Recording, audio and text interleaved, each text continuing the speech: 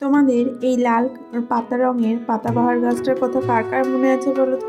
এই গাছটা খুবই বিপদে পড়েছে, কোনোভাবে এই গাছটার পাতাগুলো কোনো মতেই খোলে না এবং কোনোভাবে গ্রোথ তো হচ্ছেই না। তো ভাবলাম কোনো মতে এর সার্জারি করা যাক। তো এরগুলোকে আমি আলাদা করে দেবো টবে, এই টবে একটা অন্য কোনো গাছ লাগাবো ভাবছি।